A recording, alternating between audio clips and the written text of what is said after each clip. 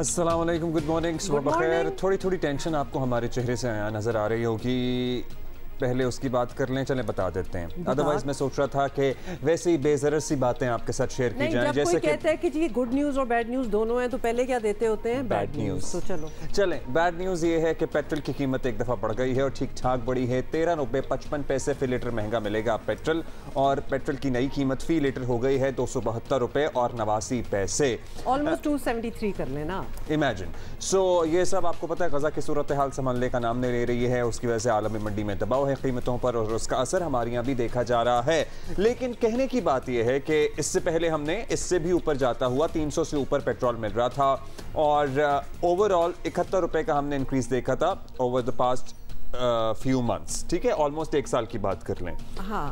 और अब उसके बाद कम भी हुआ, 71 रुपए कम हुआ, लेकिन अब 13 रुपए 31 से 260 हुआ, यानी कि 71 रुपए कम हुआ और उसके बाद अब 13 रुपए बढ़ गया है। अब 331 से 260 हुआ तो हमने किसी चीज की कीमत पर कोई फर्क पड़ता हुआ नहीं देखा। लेकिन अब जब 13 रुपए बढ़े हैं तो आप देखिएगा कैसे किराए बढ़ाए जाते हैं। Crux of the situation is this कि चीजें जब महंगाई जब ऊपर होती है ना, जैसे कि पेट्रोल की कीमत से ही हर चीज अटैच्ड होती है, तो जब कीमत ऊपर जाती है, जैसे कि आज हम देख रहे हैं होते हुए, तो हर चीज आप देखेंगे, ट्रांसपोर्ट, किराए, मतलब फल, सब्जियां, एवरीथिंग, दालें, everything will go up.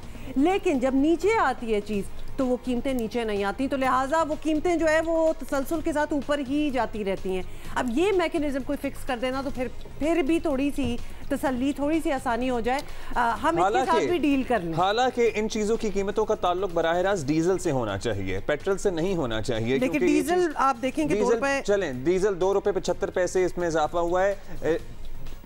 Petrol की कीमतों में ओवरऑल इजाफे की मंतक बताकर कीमतों में इजाफा किया जाता है। आम आदमी खड़ा हुआ ये बहस तो नहीं करेगा कि भाई तुम्हारी गाड़ी तो डीजल पे चलती है, पेट्रोल पे नहीं चलती है, बट उसको ये कहा जाता है पेट्रोल की कीमत में इजाफा हो गया है, हम इसलिए 10% या 50% ज्यादा किराया वसूल करेंगे।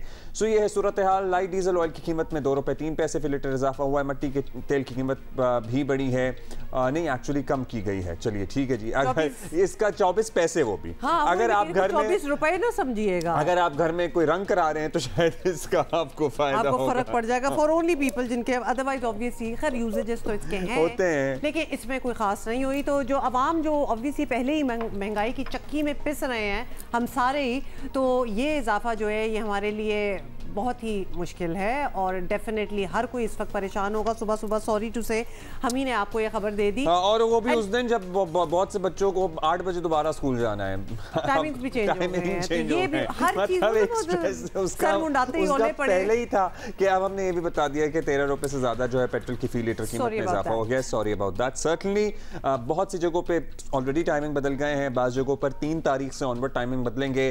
पंजाब हुकूमत ने तो 3 दिन इलेक्शन ऑलमोस्ट छुट्टी का ऐलान कर दिया है, और उसके इर्द-गिर्द भी आपको पता है कुछ छुट्टी बन रही है, जैसे उससे पहले कश्मीर डे भी आ जाता है। हाँ, वो तो 5 को वैसे छुट्टी है, तो 8 6 7 8 जी 5 भी ले लेना आप, फिर 7 5 तो कश्मीर डे छुट्टी, फिर 6 7 8 और फिर 9 भी छुट्टी है शायद। anyway, ये सारी कंफर्मेशन हम आपको जरूर देंगे, लेकिन बहुत सी मैं सुबह ट्वीट देख रहा था निगरान सीएम पंजाब का, मैं जरा आपको एग्जैक्टली देख के बता दूंगा। फाइनली ये भी करके मतलब अभी बड़ी मुश्किलों से जनवरी खत्म हुआ, लगता था जनवरी ने खत्म ही नहीं होना, ये साल का जो पहला महीना होता है ना उसमें पता नहीं क्यों 60 दिन होते हैं, तो फाइनली वो हुआ है, पहला दिन है आज साल के दूसरे महीने का, और ये सारी चीजें आपके सामने 6 से लेकर 9 तारीख तक पंजाब में स्कूलों कॉलेजों तो 5 भी तो ऑलरेडी छुट्टी है भाई, ये तो जबरदस्त हो गया, 10 दिन छुट्टी के मिल रहे हैं, तो बच्चे तो बड़ा एंजॉय करेंगे। I don't know how their mothers are going to feel about that, खैर मदर्स एंड फादर्स, क्योंकि वो भी घर मगर इस छुट्टी में आपने बराए मेहरबानी इधर उधर जाने का प्लान नहीं बनाना, क्योंकि मुल्क में इंतखाबात हैं और आपने अपना हक राय दही इस्तेमाल करना है, इसलिए इसे वेकेशन समझकर ट्रीट ना करें। अच्छा, एक दफा फिर बता देना for people who perhaps have just joined us, Punjab में तमाम स्कूल, कॉलेजेस और यूनिवर्सिटीज 6 फरवरी से 9 फरवरी तक बंद रखने का फैसला हुआ है। भाई अलगर्ज, ये पता है क्या हो रहा है, इस हफ्ते से परसों से छुट्टियां शुरू हो रही हैं, परसों से छुट्टियां शुरू हो रही हैं, वीकेंड स्टार्ट हो रहा है, क्योंकि वीकेंड स्टार्ट हो रहा है ना, हफ्ता इतवार पीर। हालांकि इससे हमारा कोई ताल्लुक नहीं है, दूर दूर तक कोई ताल्लुक नहीं है, हम इधर ही होंगे आपके साथ बैठ के गप्पे लगाएंगे। और इसके बाद मैं आपको बताता हूँ, परसों से छुट्टी शुरू हो रही है। मैं जरा आसान कर दूं ना किसी के लिए भी, सबके लिए, यानी कि 3 फरवरी से छुट्टी शुरू हो रही है। कल आपने बस बच्चों एक जुमे वाले दिन जाना है, उसके बाद 9 तक छुट्टियां हैं, ठीक है, 9 तक छुट्टियां विच इज ऑलरेडी अ जुम्मा, और उसके बाद हफ्ता इतवार आ रहा है। उसके बाद आपने 12 तारीख को वापस जाना है फिर। अच्छा देखिए, आप प्लीज जरा इसमें स्कूल, कॉलेजेस, यूनिवर्सिटी सारे शामिल हैं, सिर्फ बच्चों की हम बात नहीं कर रहे, लेकिन प्लीज जरा कैमरा हम पे वापस लाएं ताकि हम आपको ये बता सकें कि हमारा कितना बड़ा दिल है कि हम आपके लिए कितने खुश हैं। क्योंकि ये ऑब्वियसली जब छुट्टी होती है तो वैसे तो खुशी होती है, for whatever reason it might be, हमें नहीं होने वाली, लेकिन वी आर सो हैप्पी। और बाय द वे डिस्क्लेमर, ये सिर्फ पंजाब के हद तक हम आपको अपडेट कर रहे हैं। अभी सिंध, खैबर पख्तूनख्वा, बलूचिस्तान में इस तरह का कोई नोटिफिकेशन, कोई अनाउंसमेंट नहीं आई है। ठीक है, इलेक्शन हो रहे हैं, एक अहम प्रोसेस है जिसने पाया तकमील तक पहुंचना है। हमारे लॉ एंड ऑर्डर की सूरत हाल सबके सामने है, लेकिन एट द सेम टाइम अभी स्मॉग की वजह से छुट्टियां, विंटर वेकेशंस एक्सटेंडेड, और फिर अब फिर छुट्टियां।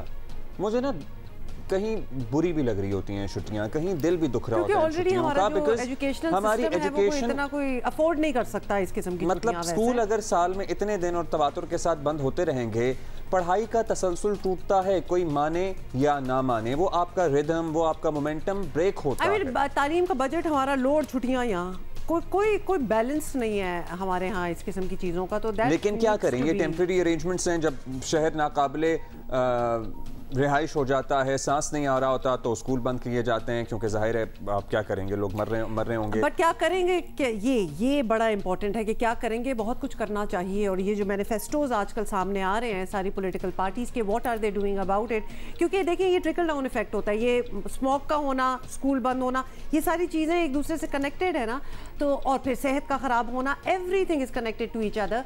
तो ये आपके मंशूर में क्या क्या चीज़ें हैं कि आप किस तरह एनवायरनमेंट बेहतर करेंगे, आप एजुकेशन के बजट के साथ क्या करेंगे, ये सारी चीज़ें आपको देखनी है। लाहौर और गिरदोनवा इतना बड़ा शहर है, इतनी आबादी रहती है, कोई सीरियसली किसी ने मैनिफेस्टो में ये भी कहा, क्योंकि चीनी हुक्काम ने तो हमें आके ये भी बताया है कि भारत में जो चलने वाला कोयले का पावर प्लांट है वो एक बहुत बड़ी वजह भी है, वो भी एक वजह है। तो क्या कोई भारतीय हुकूमत से बात करेगा इस सिलसिले में कि भाई हमारे और आपके दोनों के शहरी मर जाएंगे, 10-15 ईयर्स डाउन द लेन लोगों को सीरियस इलनेस एक्सपोज होना शुरू हो जाएगी। आसमानों में कोई मतलब वॉल्स तो नहीं खड़ी कर देनी ना कि इधर इफेक्ट ना करे, वो तो पूरे रीजन कोई इफेक्ट होगा। कल आपको पता ही है क्या खबर आई, गुजरते जब हम शो ही कर रहे थे तो ये खबर आई, और बस उसके बाद ब्रेकिंग न्यूज़ का सिलसिला शुरू हो गया। बानी तहरीक इंसाफ की मुश्किलों में इजाफा हो रहा है। 24 घंटों के अंदर 2 ऐसे फैसले आए हैं जिसने पार्टी के सियासी मुस्तकबिल पर प्रेशर डाला है, और शायद ये भी कह रहे हैं लोग के दाव पर लगा दिया है। पहले से मायूस पार्टी कारकुनों में मजीद मायूसी बढ़ेगी या इससे उनको हौसला मिलेगा, ये भी एक सवाल है। पता नहीं हौसला क्यों मिलेगा, मतलब इसमें वो कहेंगे कि जी अब तो हम और ज्यादा निकलेंगे और ज्यादा वोट डालेंगे, ये भी एक, लेकिन it's not a very good news overall, you know, obviously एक वो सेंस ऑफ उदासी तो है। अच्छा जी, अभी साइफर केस में आपको पता है कि बानी पीटीआई को 10 साल कैद बामुशक्कत की सज़ा से ऑब्वियसली वो संभल नहीं पाई थी पीटीआई पूरी, कि कल तोशा खाना केस का फैसला भी आ गया और बानी पीटीआई और उनकी अहलिया को 14 साल कैद हो गई है। 1 अरब और 57 करोड़ रुपए का जुर्माना भी आयद किया गया। वैसे जुर्माना इज़ लाइक ह्यूज। और मियाँ बीवी 10 साल तक किसी अवामी ओहदे के लिए नाअहल भी करार पाए गए हैं, और बुशरा बीबी को इस हद तक रिलीफ मिला है कि उन्हें जेल मुंतकिल करने के बजाय बनी गाला रिहाइश गाह को सब जेल करार दे दिया गया है। और पीटीआई का मौक़िफ़ है कि इंसाफ नहीं हो रहा, मगर जिस तरह मुकदमात लड़े जा रहे हैं उस पर भी सवालात उठ रहे हैं। तोशा खाना केस अरसा दराज से चल रहा था, मगर पीटीआई का शिकवा है कि उन्हें दिफा का मौका नहीं दिया गया। तहरीक इंसाफ ने फैसला चैलेंज करने का ऐलान भी किया है। मुझे उम्मीद है इंशाल्लाह ताला कि हम इस हफ्ते में अपील फाइल कर लेंगे इस्लामाबाद हाई कोर्ट में, और अपील के साथ हम उसकी बेल पिटीशन भी फाइल करेंगे ताकि जजमेंट और सेंटेंस जो है वो सस्पेंड हो जाए और दोनों बाहर आ जाएं। इसके साथ साथ मुझे उम्मीद है इंशाल्लाह ताला कि जो बेल वाला मैटर है वो जल्दी लग जाएगा, और अपील अगर कुछ वक्त लग भी जाता है लेकिन इवेंचुअली मुझे उम्मीद है इंशाल्लाह ताला कि दोनों सेटिस्फाइड हो जाएंगे। अगर फेयर ट्रायल ना हो, जिस तरह का ये ट्रायल हुआ है, ये ट्रायल ही नहीं था, ये तो एक सज़ा सुनाई गई, कोई भी उसका प्रोसीजर फॉलो नहीं किया गया, क्रिमिनल लॉ का आइन के तकाजे पूरे नहीं किए गए, कानून के तकाजे पूरे नहीं किए गए, तो ये तो एक तरह इंसाफ और कानून से मजाक है, ये तो फ्रॉड है।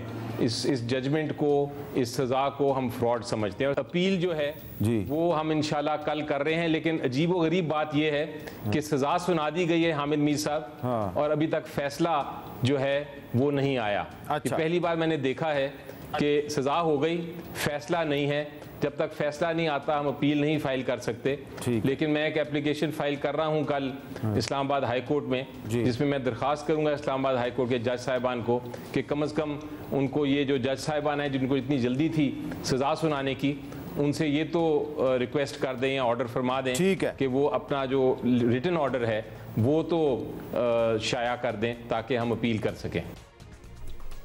एहतसाब अदालत ने हक जुर्ह ख़त्म करने के तहरीरी फैसले में लिखा है कि वकला सफाई या तो आते नहीं या आते हैं तो हीले बहाने करके जुर्ह नहीं करते। तो ये है। अच्छा, साथ ही आपको बता दें कि मुल्ज़मान कार्रवाई में दानिस्ता खलल डाल रहे हैं। मुल्ज़मान को गवाहों पर जिरा का मजीद मौका नहीं दिया जा सकता, ये भी उन्होंने कहा है। और दूसरी तरफ पीपल्स पार्टी के चेयरमैन बिलावल भुट्टो भी ऐसा नुक्ता लाए हैं जो कि बड़ा मानी खेज है। बिलावल समझते हैं कि बानी PTI जिन वकीलों पर एतमाद कर रहे हैं वो ही उनसे डबल गेम कर रहे हैं और आइंदा भी करेंगे। पेश कोई भी किया उन्होंने। खान साहब कहता था कि मैं इनको रुलाऊंगा, आज वो खुद रो रहा है। आज मुझे दिली अफसोस हो रहा है कि उसकी अपनी बीवी जो है उसको जेल जाना पड़ रही है। अब उनका क़यादत नहीं रहा, जो नाम का क़यादत है वो तमाम प्लांटेड लोग हैं। खान साहब की प्लांटेड लॉयर्स की वजह से, प्लांटेड क़यादत की वजह से उनका निशान भी चला गया। खान साहब की मतलब इसका डेथ पेनल्टी भी सज़ा हो सकता था, सिर्फ 10 साल का सज़ा मिला। इतना अहम केस, खान साहब के लॉयर्स आते ही नहीं हैं। तो खान साहब की अपने लोगों ने खान साहब को फंसाया है, ये किसी और का कसूर नहीं। आप मेरे बात लिख लो, मुंतखब हो जाते हैं तो इन्होंने यही धोखा खान को पार्लियामान में भी देना है। अच्छा, बॉटम लाइन ये है कि PTI कुछ भी कहती रहे लेकिन कुछ माजी की गलतियां भी पार्टी के अपने गले पड़ रही हैं। इमरान खान जो हैं वो हुकूमत में आने से पहले मुखालिफ सियासतदानों पर तोशाखाना से चोरी का इल्ज़ाम लगाते थे, ये आपको याद ही होगा, और बड़ा ही ज़ोरों शोर से लगाते थे। लेकिन जब वो खुद वज़ीर आज़म बने तो उन्होंने ना सिर्फ कीमती तोहफ़े खुद लिए बल्कि उन्हें मार्केट में बेच डाला। और इस मामले में तो खुद PTI के हामी भी अपने लीडर का दिफा करने से घबराते थे, क्योंकि बड़ी अजीब कॉलो फेल में, जिसको कहते हैं ना कि बहुत ही तजाद था कि कहते कुछ थे और फिर कैसे उन्होंने खुद भी वही कर लिया। एनीवे, नून लीग की चीफ ऑर्गेनाइजर मरियम नवाज कल जफरवाल जलसे में अदालती फैसलों को मुकाफात अमल करार दिया। उन्होंने जो झूठे इल्जाम लोगों पर लगाते थे, आज एक एक इल्जाम जो इन पर लगा और इन्होंने कभी लोगों पर लगाया, इन पर सच साबित हुआ। कल इमरान खान को 10 साल सजा हो गई कौमी राज अफशा करने पर, कौमी सलामती से खेलने पर। आज उसकी बीवी को सजा हो गई। ये लोगों को चोर कहते थे, अल्लाह ताला ने उन सब को सुरखरू किया। ये पूरे खानदान समेत आज अल्लाह के फजल से चोर साबित हुआ है। मैं इसकी बीवी की गिरफ्तारी पे खुश नहीं हूं। वजीर आजम चोरी करता है, और अगर कोई वजीर आजम की बीवी चोरी करती है तो क्या इसलिए उसको छोड़ दिया जाए और कानून हरकत में ना आए कि वो वजीर आजम है या वजीर आजम की बीवी है? देखो, जितने साजिशें की, जितना इंतकाम लिया, जितना जुल्म किया, एक एक करके सब अपने अपने अंजाम को पहुंचे। आज टीवी पर बैठकर देखते होंगे नवाज शरीफ को अल्लाह ताला ने इज्जत दे दी दोबारा। तो ये जो हम देख रहे हैं ये मकाफात अमल के सिवा कुछ नहीं। बानी PTI के खिलाफ कई मुकदमा तेजी से मंतकी अंजाम की तरफ बढ़ रहे हैं। गैर शरई निकाह का केस भी चल रहा है। 190 मिलियन पाउंड केस जैसा बड़ा खतरा भी सामने खड़ा है। 9 मई के वाक़यात से जुड़े कोई 1 दर्जन मुकदमात कतार में हैं। बानी PTI को मामूल की सियासी ज़िंदगी शुरू करने में बज़ाहिर एक लंबी कानूनी जंग और तवील इंतज़ार की अजियत भी सहना पड़ सकती है। ऑल्दो वो भी हकीकत अपनी जगह है कि बहुत से कानूनी माहिरीन का यह मानना है कि रश्ड फैसले हैं जो अब कल और परसों दिए गए हैं। सीनियर तज्ज़ियाकार इरशाद भट्टी हमारे साथ मौजूद हैं। भट्टी साहब, अब आई होप यू वेल। भट्टी साहब, बानी PTI को एक और केस में पता ही है कि सज़ा हो गई है, तो कानूनी पहलू एक तरफ रख दिया जाए, सियासी पहलू देखना डेफिनेटली दिलचस्प होगा। और आपकी नज़र में सबसे पहले तो ये बताएं कि क्या पीटीआई को इन फैसलों का फौरी तौर पर सियासी फ़ायदा होगा या नुकसान होगा, क्योंकि हमने बहुत बार देखा है कि for what ever reason sympathy vote भी एक चीज़ है, तो कुछ भी हो सकता है। जी बिल्कुल, इमरान खान को 24 घंटों में 24 साल की कैद बमुशक्कत सुना दी गई। साइफर केस और तोशाखाना केस, अभी अलकादर ट्रस्ट केस है, उसके बाद निकाह और इद्दत वाला केस है, उसके बाद 9 मई के 12 केस हैं। जहाँ तक इस बात का ताल्लुक है कि फ़ायदा होगा या नुकसान होगा, डेफिनेटली फ़ायदा होगा इस हवाले से कि विक्टिम कार्ड, मजलूमियत कार्ड और जिस तरह सज़ाएँ सुनाई जा रही हैं और जिस तरह की सज़ाएँ सुनाई जा रही हैं और जिस तरह केस चलाए जा रहे हैं, वो तो फ़ायदा होगा। लेकिन अगर आप ये समझते हैं कि ये फ़ायदा टर्न आउट करेगा कि सुपर डुपर लाडले नवाज शरीफ साहब को, तो वो नहीं होता दिखाई दे रहा, क्योंकि मियां मोहम्मद नवाज शरीफ जिस पोजीशन में हैं उस पोजीशन में इमरान खान या तहरीक इंसाफ छोड़ें पीपल्स पार्टी भी नहीं है। बस इतना ही कहूँगा कि ये सिलेक्शन 2024 अगर लोग निकल आए वोट के लिए तो हो सकता है इलेक्शन हो जाए, वरना ये सिलेक्शन 2024 है और नवाज शरीफ साहब सिलेक्ट हो चुके हैं। सिलेक्शन 2024। भट्टी साहब, अब इलेक्शन का नतीजा जो भी हो, तहरीक इंसाफ के हमायत याफ्ता उम्मीदवार ठीक ठाक अगर तसव्वुर करते हैं सीटें जीत भी लें, हुकूमत भी मनाने की पोजीशन में आ जाएं, लेकिन बानी जो हैं वो कई अगले साल ज़मानतें, दरख्वास्तें और समातें भुगतने में ही मसरूफ़ अपेरेंटली रहेंगे। सो तहरीक इंसाफ के हुकूमत में होने ना होने से आपको लगता है कोई फ़र्क पड़ेगा? देखिए, इस वक्त भी पाकिस्तान तहरीक इंसाफ नंबर 1 जमात है। ये सारे जाली सर्वे, जाली रिपोर्टें, जाली गुब्बारों में हवाएं भर लें, गली महल्लों में जाएं, पाकिस्तान तहरीक इंसाफ नंबर 1 जमात है मकबूलियत के लिहाज से। लेकिन पहली बात ये है कि वो जैसे मेरे भाई फैसल वाडा कह रहे थे 2 महीने पहले कि उनके पास इलेक्शन सिंबल नहीं होगा, बल्ला नहीं होगा। राजा रियाज पिछले अगस्त में कह रहे थे कि उनके पास सिंबल नहीं होगा। इसी तरह और भी बातें हो रही हैं कि पहले तो इनको जीतने नहीं दिया जाएगा, और अगर जीत गए तो चूंकि अब बल्ला नहीं है तो जहाज़ चलेंगे जहांगीर तरीन साहब के और जरदारी साहब एक्टिव होंगे तो बहुत सारे उड़ान भरेंगे, तो उसके बाद ज़ाहिर थोड़े से रह जाएंगे। जहाँ तक इमरान खान का ताल्लुक है, डेफिनेटली ज़मानतें, हिफाजती ज़मानतें, पेशियाँ, उनके लिए अभी 1-2 साल मुझे ऐसे ही लग रहा है। अच्छा भट्टी साहब, फाइनली ये बता दें कि तहरीक इंसाफ जो है वो 2022 में हुकूमत से निकली, लेकिन पार्टी चेयरमैन की गिरफ्तारी और मुकदमात, सज़ाओं का बाकायदा सिलसिला जो है वो पीडीएम दौर में नहीं हुआ, निगरान हुकूमत को के दौरान ही सब हुआ है। सब कुछ हमने रिसेंटली देखा है। तो ये देखते हुए तहरीक इंसाफ, मुस्लिम लीग नून या पीपल्स पार्टी पर इल्ज़ाम लगा सकती है कोई भी? क्योंकि कैसे लगाएं, अगर लगाया तो कोई वज़न होगा इसमें? अगर आप ये कह रहे हैं कि ये निगरान हुकूमत ने किया है, अगर आप ये कह रहे हैं कि इसमें पीडीएम का कोई किरदार नहीं, और अगर आप कह रहे हैं कि इसकी बेनिफिशरी पीडीएम नहीं है या मुस्लिम लीग नून नहीं है, तो फिर इससे बड़ी और गलत बयानी क्या हो सकती है? इससे बड़ी और गलत फहमी क्या हो सकती है? नवाज शरीफ साहब जब हीथ्रो एयरपोर्ट से निकले थे तो सब कुछ बकौल मुस्लिम लीगी खुद बताते हैं, सब कुछ सेट था, रिस्क फ्री, गारंटियों भरी वापसी और लेवल प्लेइंग फील्ड, तराजू का पलड़ा बराबर। मतलब इमरान खान अंदर होगा, नाहल होगा, उसे सज़ा हो चुकी होगी, नवाज शरीफ बाहर होगा, सज़ाएँ ख़त्म होंगी, नाहल ही ख़त्म होगी। तो नवाज शरीफ साहब लंदन से, एवन फील्ड से निकले बाद में थे जब सब कुछ सेट करके, और ये उसी सिलसिले की कड़ियाँ हैं जो ये सारा कुछ हुआ। निगरान हुकूमत का इसमें क्या कमाल है? और ये लेवल प्लेइंग फील्ड का चक्कर है, तराजू का पलड़ा बराबर करने का चक्कर है, और मेरे महबूब कायद नवाज शरीफ साहब का चक्कर है। और नवाज शरीफ साहब को मुबारक हो कि उनकी लेवल प्लेइंग फील्ड, उनका तराजू का पलड़ा, उनके सब मुतालबात, सब कुछ पूरा हो गया। शुक्रिया आपका भट्टी साहब। एक और पर्सपेक्टिव भी लेते हैं। सीनियर सहाफ़ी तज्ज़ियाकार उमर चीमा ने हमें ज्वाइन किया। शुक्रिया चीमा साहब। चीमा साहब, इमरान खान को 24 घंटों के अंदर एक और केस में सज़ा हो गई है, अहलिया को भी हो गई उनकी सज़ा। सबसे पहले तो यही बताएं कि इंतखाबात में तहरीक इंसाफ के चांसेस पर इस डेवलपमेंट का क्या असर पड़ेगा? ज़्यादा वोट पड़ेंगे, कम वोट पड़ेंगे? What do you think?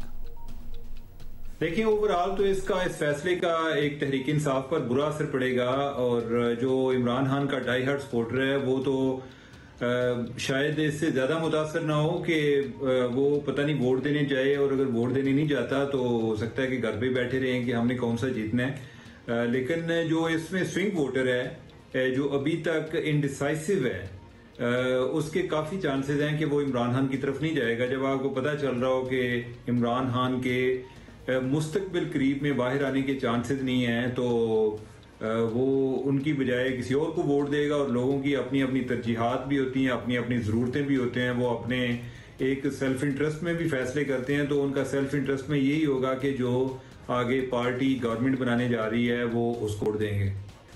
चलिए, that remains to be seen, और ज़्यादा देर उसमें अब नहीं है, पता चल ही जाएगा। ये बताएं कि इंतखाबी निशान वाला केस हो, साइफर हो या तोशाखाना, पीटीआई और चेयरमैन ने जो किया सो किया, जिस तरह उनकी कानूनी टीम ने ये केस लड़ा, उस पर भी सवाल जो है वो उठ रहे हैं, सवाल पूछे जा रहे हैं। जैसे कि रिसेंटली बिलावल भुट्टो तक को ये लगता है कि खान साहब के वकला जो हैं उन्होंने दिल लगाकर नहीं लड़ा ये केस, तो आपको भी कुछ ऐसी फीलिंग है? वैसे पीटीआई के जो वकील हैं उन्होंने भी ओवरऑल हद कर दी है। अब मुझे नहीं पता चलता, कई लोग कहते हैं जी जानबूझकर किया है। मैं तो उनके अकल पे हैरान हूं कि अगर इमरान खान की ये स्ट्रेटजी है या उनके वकला की स्ट्रेटजी है, और वो इतने बाबू किस्म के वकील हैं कि केस लगा हुआ है और इंतजार हो रहा है जी कि उनके वकील कब पेश होंगे। इसके बरक्स जब मियां नवाज शरीफ का केस चल रहा था और उनके बड़े चोटी के वकील थे जो ख्वाजा हारिस हैं और अमजद परवेज साहब, और वो अदालत शुरू होने से कोई आध घंटा पहले उधर अदालत में पेश हो जाते थे। तो ये लोग हैं कि उधर अदालत लग जाती है और अदालत इंतजार करना शुरू हो जाती है। और फिर ये है कि जब कोई आए दिन वो वकील चेंज करना शुरू हो गए। उनका ये ख्याल था कि शायद हम ज्यादा स्मार्ट हैं और अदालत जो है वो इसका क्या तोड़ निकालेगी। तो अदालत जो अदालत के पास भी आगे तोड़ मौजूद था कि उन्होंने सरकारी वकील पेश कर दिए। तो अब देखें, अदालत जो इमरान खान है उन्होंने सारा अपनी बैट वकला पे लगाई हुई थी जी कि इमरान खान का एक और पता है जी कि इमरान खान की एक और चाल कि वो इलेक्शन में भी वकला को लेकर आ रहे हैं। लेकिन ये वो लोग हैं कि जिनका एक मेन फोटे वो तो अदालत है। अगर ये उधर केस हार रहे हैं तो इन्होंने इलेक्शन में जाके क्या जीतना है। अच्छा चीमा साहब, पीटीआई को जो भुगतना है वो तो एक तरफ है, लेकिन उनका ये मुतालबा भी ऐसा नाजायज़ नहीं है कि तोशाखाना मामलात में साबिका तमाम हुकूमतों के अदवार का भी जायज़ा लिया जाए। साबिक वज़रा आज़म, साबिक वज़रा, उनके ख़ानदान, उनसे भी तो हिसाब लिया जाए। आप समझते हैं ऐसा होना चाहिए? हाँ, पीटीआई का ये मुतालबा जायज़ है, लेकिन यही होता है कि जब अदालत में कोई केस चलता है तो वो ये नहीं होता कि उनके जितने भी मुखालफीन हैं उनको भी चेक किया जाए। असूली तौर पे तो ये होना चाहिए कि उन सब का जायज़ा लिया जाए कि जिन लोगों ने उधर से तोहफे तहाइफ लिए हैं वो कितने क़वाइद ज़वाबित के मुताबिक लिए हैं। और अगर इस चीज़ को देखा जाएगा तो कोई ऐसा होगा नहीं। लेकिन वो जिस तरह बात कहते हैं ना कि there is nothing crime unless you are caught, कि कोई चीज़ जुर्म नहीं है जब तक आप पकड़े नहीं जाते। तो अब यह है कि खान साहब खुद पकड़े गए हैं, और चूंकि वो पहले दूसरों के पीछे पीछे जाते थे, दूसरों की चोरियां पकड़ते थे, तो अब खुद पकड़े गए हैं। तो उनकी अपनी तो चल रही है। बाकी जो हमारा सिस्टम है उसके बारे में भी आपको आगाही है कि जब किसी के खिलाफ हो जाता है तो हर तरीके से हो जाता है, और अगर किसी के पर मेहरबान होता है तो उसके लिए कई जवाब तराशे जाते हैं। जो इन पर कोई तोशाखाना वाला केस है वो उसके मामले में नैब वैसी सॉफ्ट है जो जरदारी साहब पर और मियां नवाज शरीफ पर इमरान खान ने शुरू कराए थे, और अभी तो इमरान खान की बारी है। Thank you Umar Cheema. अच्छा, ये सारी बातें हम लोग कर तो रहे हैं, लेकिन लिटरली अब कितने कोई 7 दिन रह गए हैं, 8 दिन 7 दिन रह गए हैं। बाय द वे, वैसे तो ये इलेक्शन का महीना है, लेकिन इसके अलावा बच्चों के लिए छुट्टियों का महीना है और PSL का महीना भी है। सो PSL का भी आगाज हो रहा है। बीच में एक वो मोहब्बत 18 फरवरी आता से है, उसको क्यों भूल गए? हाँ, वो भी क्यों भूले आप? मतलब इतनी मुश्किलात से हम गुजर रहे हैं, एक दिन अगर बीच में मोहब्बत और शफकत और प्यार का आ गया तो मेंशन ही नहीं किया। उसकी गुंजाइश भी पैदा करें, ठीक है प्लीज थोड़ा सा। अच्छा जी, नए करेंसी नोटों की बात हो रही थी ना, तो जिसने सुना उसने बहुत ही ज़बरदस्त किस्म की उस पर कयास सराइयाँ भी की, तबसरे भी किए, और किसी ने इसे काला धन के खिलाफ ऑपरेशन का नाम दिया, किसी ने इसे भारतीय तर्ज के करेंसी नोट तब्दील करने की तरफ पेशकदमी करार दिया। बाज़ माशी माहिरीन का मौक़िफ़ था कि इलेक्शन सर पर हैं और ये करेंसी तब्दीली का मुनासिब वक्त नहीं है। कुछ ऐसे मेहरबान भी थे जिन्होंने कहा कि 5000 का नोट जो है वो ख़त्म हो सकता है। तो हर किसी ने भाई जितने मुंह उतनी ही बातें हुई हैं, तो ये तमाम बातें हमने सोचा हम एक तरफ सेटल करने के लिए और क्लैरिटी के लिए दावत दे दें एक ऐसे मेहमान को जिनसे बेहतर कोई सोच नहीं हो सकता हमें क्लैरिटी देने में। सलीमुल्लाह साहब ने हमें ज्वाइन किया है, जो कि डेप्यूटी गवर्नर हैं स्टेट बैंक ऑफ पाकिस्तान के। अस्सलाम वालेकुम सर। सर इतनी अफवाहें माशाल्लाह जब से ये सिलसिला शुरू हुआ, लोग हमसे पूछे जा रहे हैं भाई 5000 के नोट खत्म हो रहे हैं, कितना वक्त लगेगा, बिकॉज पीपल थॉट कि इट्स जस्ट हैपनिंग। सो सबसे पहले तो हम यहीं से अपनी बात शुरू करते हैं कि ज़रूरत किसी भी मुल्क को क्यों पेश आती है अपनी करेंसी चेंज करने की, या हमने ये फैसला क्यों किया है? सबसे पहले तो आपका शुक्रिया कि आपने मुझे इन्वाइट किया। देखिए ये नॉर्मल कोर्स है, my apologies, my throat is not very well.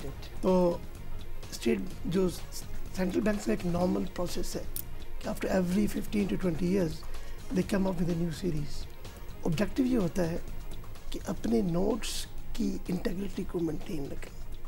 Public का confidence should remain intact in the bank notes, क्योंकि बैंक नोट्स सबसे मेन प्रोडक्ट है किसी भी सेंट्रल बैंक की या गवर्नमेंट की भी। तो उस पर public trust should remain intact. होता क्या है, ये जो काउंटरफीटिंग है दैट्स यूनिवर्सल प्रॉब्लम। तो जैसे जैसे टाइम बढ़ता है काउंटरफीटर्स की एबिलिटी टू काउंटरफीट बेहतर हो जाती है based on the experience, hit and try, all this things.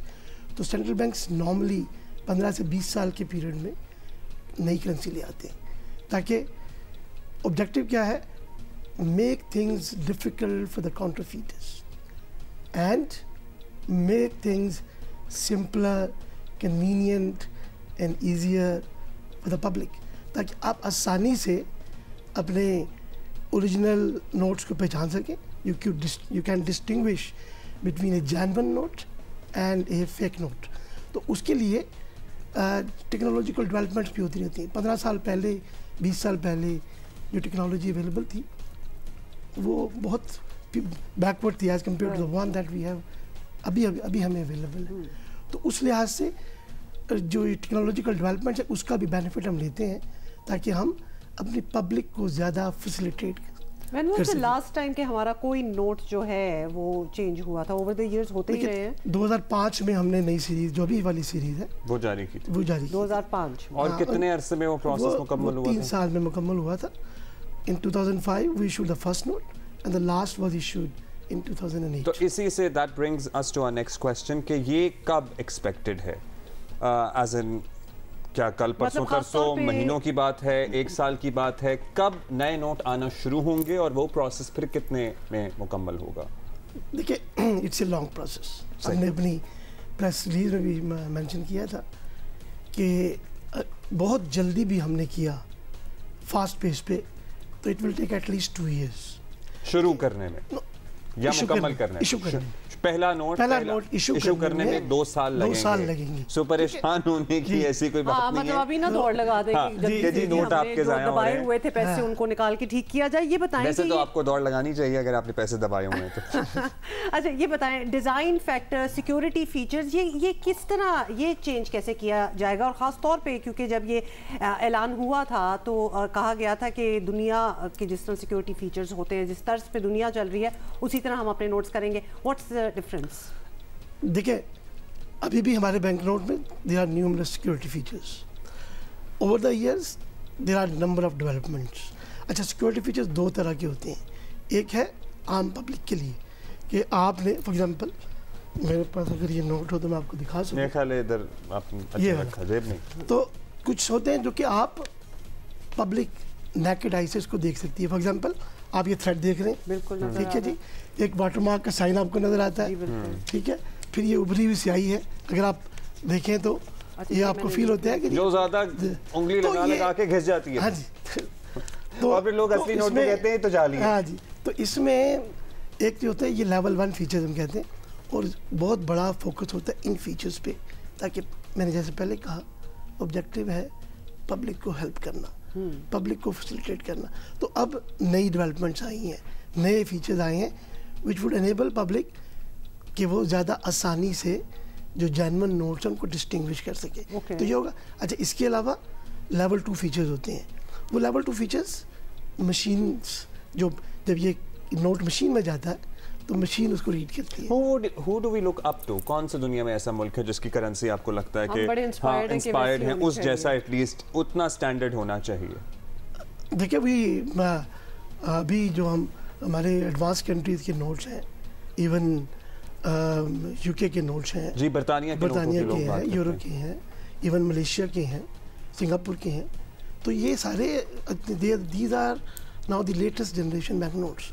तो हमारा भी यही है कि इंशाल्लाह अब जो लेटेस्ट टेक्नोलॉजी अवेलेबल है उसकी बेस पे करेंगे। एक चीज़ मैं इसमें ऐड कर दूँ, आपने पूछा था कैसे करते हैं। देखिए एक पूरी रिसर्च है कि क्या डेवलपमेंट्स हो रही हैं, कौन से ऐसे सिक्योरिटी फीचर हैं जो अभी हैं वो लार्जली ससेप्टेबल है टू कंप्रोमाइज, राइट, ठीक है, और कौन से ऐसे हैं जो कि रेजिलिएंट है। तो we would and there are numerous new ones. तो वो पूरा एक एनालिसिस के बाद देन वी डिसाइड कि क्या एक पूरा सेट ऑफ सिक्योरिटी फीचर्स होना चाहिए, right, in a single note. अच्छा, ये बताएं, आप लोगों ने तो ऑब्वियसली स्टेट बैंक ने पब्लिक को भी इनवाइट किया है in the designing of the new note, at least that is the statement that has been made, जिसमें आपने कहा है कि डिज़ाइन करे, कलर भी हो। मतलब अगर आप गाइड कर सकते हैं तो थोड़ा सा कि number 1 how can one be a part of this contribution ही है इन अ सेंस, तो क्या फीचर्स होने चाहिए, क्या देखना चाहिए, कोई प्राइस मनी भी होगी जिसका डिजाइन अप्रूव होगा, और कलर्स वगैरह, ये सब कुछ ज़रा इसकी डिटेल दें। देखिए सबसे बड़ा ऑब्जेक्टिव जो है ना इस आर्ट कंपटीशन का जो हम कर रहे हैं is to engage public. Yes, absolutely. ये ना हो कि मैं स्टेट बैंक की टीम ने बैठे और प्रोफेशनल डिज़ाइनर्स को कहा कि जी डिज़ाइन कर दो। इसको है one that let's engage the people, let's hear from the people कि what they want to see in their bank notes, what they want to project, कि क्या चीज़ हमें हाईलाइट करनी चाहिए, क्योंकि बैंक नोट्स आपका एम्बेसडर भी है ना। True. तो हमें क्या, तो हमने अभी लोगों से, आर्टिस्ट से कहा है कि आप बताएं आपकी क्या फील है कि क्या हमें प्रेजेंट करना चाहिए। अच्छा, ये सिर्फ एक पार्ट है।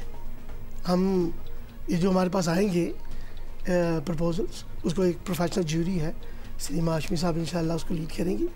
तो वो ज्यूरी हमारे पास 7 डिनोमिनेशन है, 7 के 7 डिनोमिनेशंस की टॉप 6 एंट्रीज को पिक करेगी ज्यूरी। ओके। और उसके बाद उसमें थीम्स भी होगी कि जी मेरी क्या थीम वो प्रोजेक्ट करना चाह रहे हैं, क्या मैसेज कन्वे करना चाह रहे हैं, कल्चरल डाइवर्सिटी देना चाह रहे हैं, या अपनी वुमेन एम्पावरमेंट को शो करना चाह रहे हैं हमारी नोटों में, या इकोनॉमिक डेवलपमेंट जो हमारी हुई है उसको शो करना चाह रहे हैं, या नेशनल सिम्बल्स हैं, हमारी हेरिटेज, आर्किटेक्चर हेरिटेज है। तो we have left the field open. अच्छा, आपने मतलब बिल्कुल ही खोल दिया है। हमने क्या कि आप आए, उसके बाद देखें जो चीज़ें ज़्यादा अपीलिंग होंगी कि yes this is the one, जो कि हमारे ओवरऑल कॉन्टेक्स्ट को देखते हुए, climate and environment protection for example एक हो सकता है, उसको देखते हुए हम उसको ज्यूरी पिक करेगी। लेकिन कोई डिज़ाइन फीचर जो होना फॉर अ नोट जो लोगों को शायद आम ना पता हो और आप इधर बता सकते हैं कि वो तो होना ज़रूरी है ही है। देखिए अगेन आई वुड से कि ये तो ऑब्जेक्टिव है कि हमने आइडियाज़ लेने हैं, ठीक है, थीम्स के, डिजाइन की तस्वीर तो होगी ही ना, वो तो होगी ना, तो होगी, लोग खुद ही रख डालते हैं। देयर इज नो अदरवाइज उस पे क्या मॉन्यूमेंट हो सकता है, क्या थीम हो सकती है, इस पे कोई है इनामी रकम भी? और जी, जो हर डिनोमिनेशन के लिए 3 प्राइजेस हैं, there are 7 denominations, so there will be 21 prizes. Wonderful. पहला जो प्राइज है वो 1 मिलियन रुपीस है, 10 लाख रुपए, 10 लाख रुपए एक डिनोमिनेशन पे। Very good. Second prize will be 500,000 rupees and third prize will be 300,000 rupees. Wonderful. ये एनकरेज भी करेगा हमारे आर्टिस्ट को। नहीं, ये बड़ा अच्छा आइडिया है। सर, ये 5,000 के नोट पर बड़ी बात हो रही थी कि ये बंद कर देंगे या नहीं बंद होगा, लेकिन ये डिनोमिनेशन एक तो बरकरार रहेगी और दूसरा ये कि सारे प्रोसेस पे कितना खर्चा आएगा? देखिए, अगेन आई वुड रिपीट कि हमारा ऑब्जेक्टिव है बैंक नोट्स पे पब्लिक के लिए आसानी पैदा करना, पब्लिक का कॉन्फिडेंस एनहांस करना।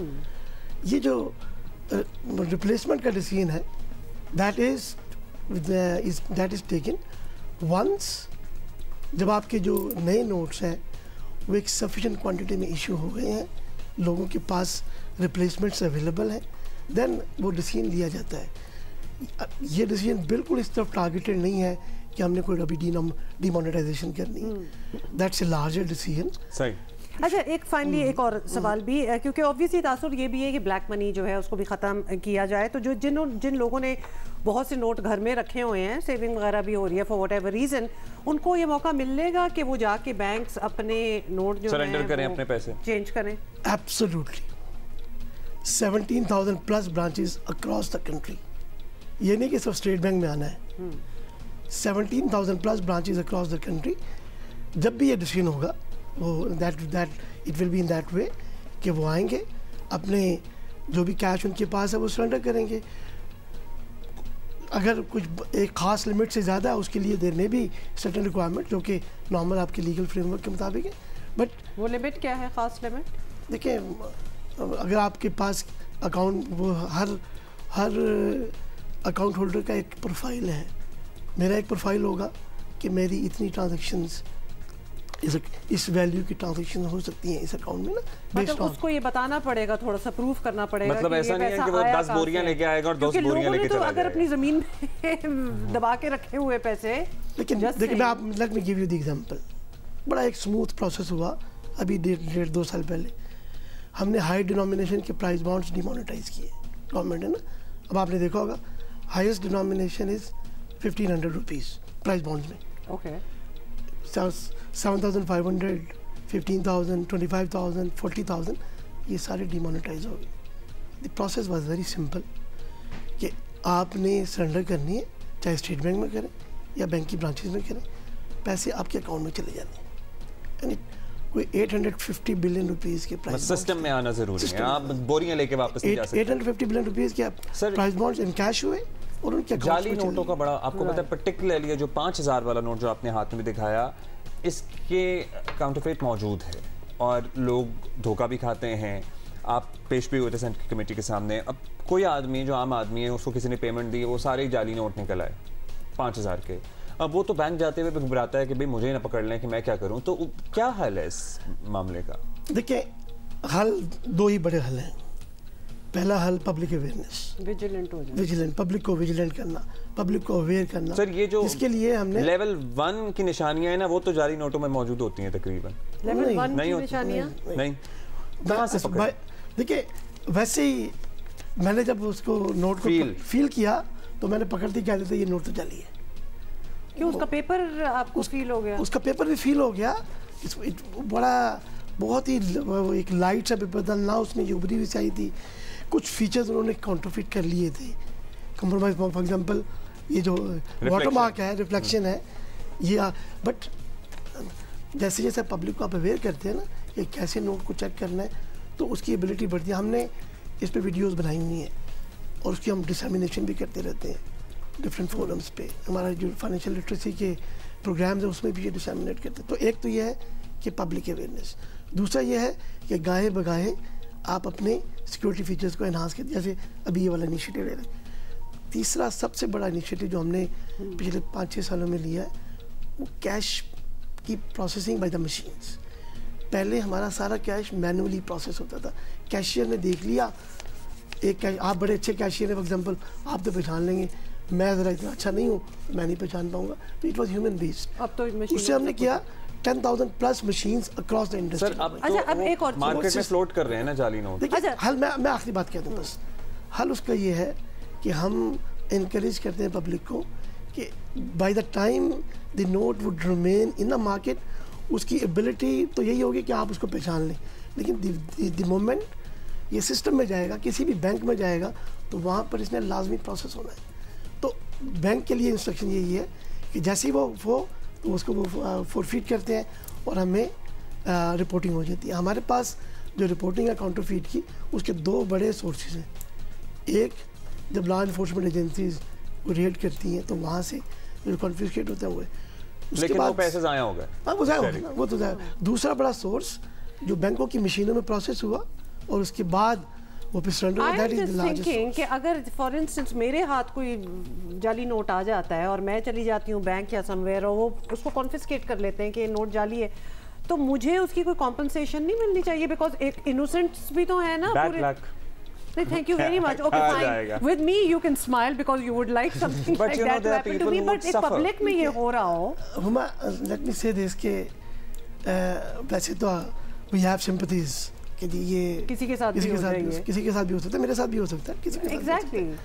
लेकिन इशू ये है कि there is no mechanism available कि जिससे मैं ये आइडेंटिफाई कर सकूं कि आप जेन्युइन हैं और मैं, मगर आपका फिर ये स्टेट बैंक को परसू नहीं करना चाहिए और कोई इदारा बीच में होना चाहिए। ये स्टेट बैंक को परसू करना चाहिए। बेचारे हर किसी को तो जाली नोट जो बना रहे हैं उनको पकड़ें, छापे मारें, कार्रवाइयां हों, एफआईए को सब लोगों को इन्वॉल्व करें, वो भी तो स्टेट बैंक को परसू करना चाहिए। और हर कोई इतना शातिर भी नहीं है ना कि पकड़ के उसको पता चल जाए कि जी ये नोट। We have very active collaboration with the law enforcement agencies, जहां हमें लीड्स मिलती हैं हम उनको प्रोवाइड करते हैं। देखिए ये पकड़े गए जाली नोट बनाने वाले, बहुत पकड़े गए, ऐसा नहीं है कि नहीं पकड़े। फैक्ट्रियां हैं पूरी, जो स्टार्टअप छोटे-छोटे स्टार्टअप बनाते हैं, लार्जली ये भी करते हैं कि जी कोई बड़े अच्छे किस्म के प्रिंटर लाते हैं, उसे प्रिंट निकाल लेते हैं कलर किस्म का। तो देयर आर न्यूमरस वेज। लेकिन देखिए हमारा अभी जो, मैं आखिरी बात आपको कह दूं, अभी जो हमारा काउंटरफीट का लेवल है वो है 5.5 नोट्स पर मिलियन पीसेस। सही है, ठीक है। 10 लाख नोटों में 5 नोट, 10 लाख नोटों में 5.5 नोट जाली हो सकते हैं।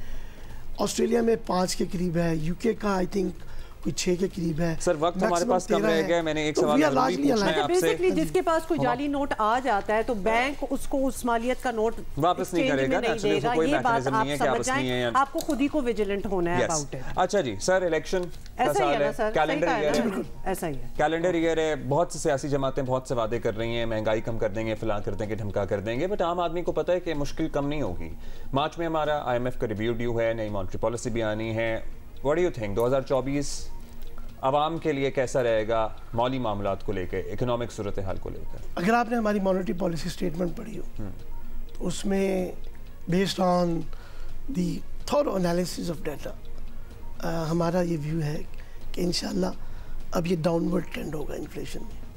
यू वुड सी पर्टिकुलरली ये बहुत ज़्यादा प्रोमिनेंट होगा फ्रॉम जुलाई। नई हुकूमत के साथ IMF का नया मुआहदा होगा, नई सख्तियाँ तो नहीं होंगी?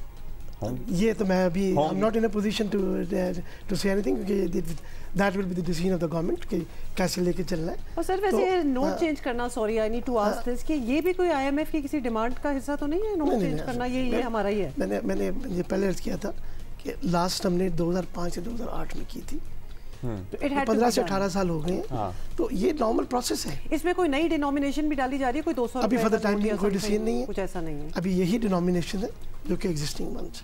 अगर कोई हुई तो फिर वो ऑब्वियसली उसका प्रोसेस है। कमिंग बैक टू द सियासी सवाल, आप लेकिन जाहिर माली मामलात मुल्क के, आप सेंट्रल बैंक को रिप्रेजेंट करते हैं, जो वादे वईद हो रहे हैं, आने वाला साल आपको लगता है कि महंगाई कम होगी? महंगाई कम होगी। मैंने तो आपको अपनी स्टेटमेंट का रेफर दिया ना कि आप हमारी स्टेटमेंट देखें। That statement is issued not by the central bank but by the monetary policy committee, जो कि एक इंडिपेंडेंट कमेटी है, ठीक है। उसमें प्रोफेशनल्स हैं, स्टेट बैंक के बोर्ड मेंबर्स हैं और स्टेट बैंक के एग्जीक्यूटिव्स भी हैं, ये कंपोजिशन उसकी।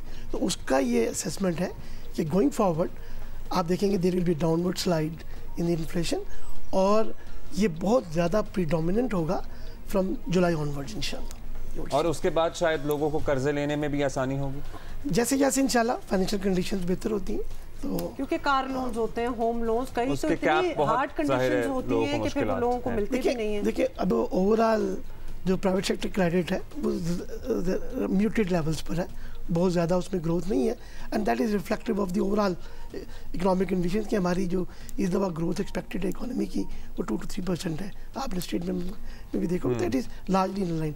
तो जैसे जैसे इकोनॉमी एक्सपैंड करेगी, अल्लाह करे कि हमारे पास वो मैक्रो इकोनॉमिक स्टेबिलिटी भी रहेगी तो फिर थिंग्स वुड इंप्रूव इंशाल्लाह। थैंक यू जी, thank you thank you so much, thank you so much. Deputy governor State Bank, बहुत सारी बातें हो गई हैं, इनका हम अहाता करते हैं। बल्कि हम इलेक्शंस की बात कर रहे हैं और इलेक्शन में अब एक हफ्ता बाकी है, लेकिन कुछ ऐसे मसाइल सामने आ रहे हैं कि 8 फरवरी को तमाम हलकों में इंतखाबात कराना किसी चैलेंज से कम ना होगा और ख़ुद इलेक्शन कमीशन भी बज़ाहिर पुरएतमाद दिखाई नहीं देता। ख़ास तौर पर बैलेट पेपर्स की दोबारा छपाई इलेक्शन कमीशन के लिए खासा दर्द सर बनी हुई है और ये हो भी रहा है। और कल इस मामले पर इलेक्शन कमीशन का एक्चुअली इजलास भी हुआ है, आज भी होना है। तर्जुमान इलेक्शन कमीशन का कहना है कि 2018 के इंतखाबात में 800 टन कागज़ इस्तेमाल हुआ था, इस बार खींच तान कर 2170 टन कागज़ लग रहा है। खुसूसी सिक्योरिटी कागज़ मतलूबा मकदार में दस्तयाब ना हुआ तो बाज़ हल्कों में इंतखाबात मौखर करने के अलावा और कोई चारा नहीं है। दोबारा छपाई जो है वो मामला ज़रा बिगड़ा हुआ है, कॉम्प्लिकेट हुआ है।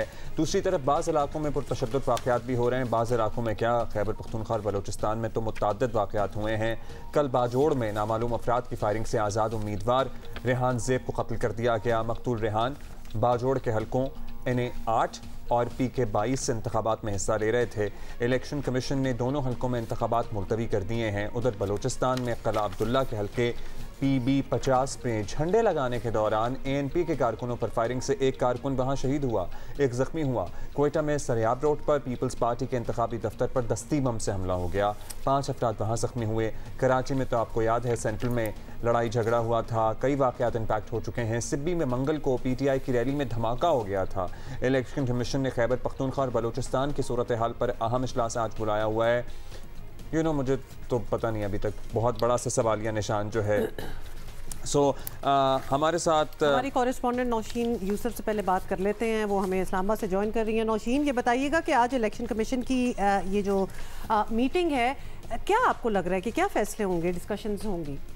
जी बिल्कुल, इलेक्शन कमीशन जो है आज जो इजलास होंगे, गुज़िश्ता रोज भी जब चीफ इलेक्शन कमिश्नर ने गैर रस्मी गुफ्तगू की थी तो उन्होंने यही कहा था कि हमने इलेक्शन बर्वक्त कराने की जो तमाम जो तैयारियां हैं वो मुकम्मल कर ली हैं और 8 फरवरी को ही इलेक्शन के लिए वो बड़े उम्मीद है। उन्होंने कहा 8 फरवरी को ही इलेक्शन होंगे, लेकिन साथ साथ जो मुल्क में हंगामा, बदअमनी के बढ़ते वाक़यात हैं, तशद्दुद के वाक़यात हैं, उम्मीदवार को गुज़िश्ता रोज कत्ल कर दिया गया, इसके अलावा बम धमाके हो रहे हैं रैलियों को टारगेट किया जा रहा है। तो इस हवाले से इलेक्शन कमीशन ने बखसूसी बलूचिस्तान और खैबर पख्तूनख्वा की सूरत हाल के ऊपर आज एक अहम इजलास तलब किया हुआ है, जिसमें IG, चीफ सेक्रेटरीज और इसके अलावा वजीर दाखिला, सेक्रेटरी दाखिला जो हैं वो भी शरीक होंगे और वो सारे जो मामलात हैं उनका गौर किया जाएगा। सिक्योरिटी को मजीद टाइट करने की बात की जाएगी और इलेक्शन से पहले ही फौज जो है वो भी इलेक्शन की ड्यूटी पे मामूर होगी, इसके साथ सिक्योरिटी फोर्सेज होंगी।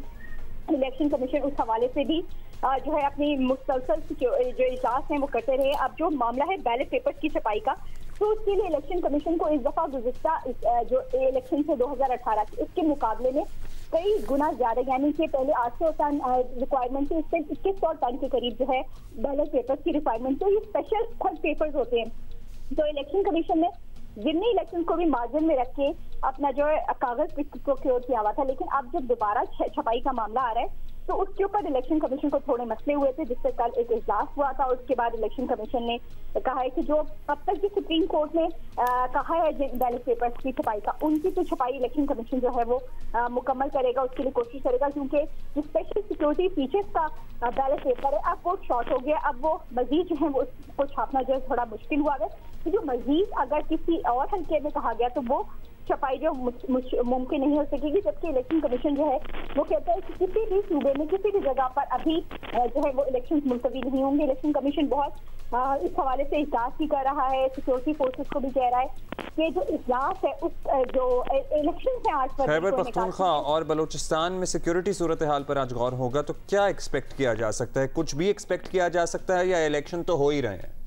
इलेक्शन हो रहे हैं, ये अब तक इलेक्शन कमीशन, ये अब तक उनका मौक़िफ़ है। Let's see, let's wait for the इजलास टू एंड। बहुत शुक्रिया आपका नौशीन। बैलेट पेपर्स का भी बिल्कुल एंड पॉइंट तक अभी तक ना छपना, we are just a week away from the elections. और आर्मी चीफ की ज़ेर सदारत कोर कमांडर कॉन्फ्रेंस हुई कल, उसमें भी इस अज़्म को दोहराया गया कि भाई किसी को कानून हाथ में लेने की इजाज़त नहीं दी जा सकती, इंतखाबी अमल को सबोताश करने की इजाज़त किसी को नहीं दी जा सकती।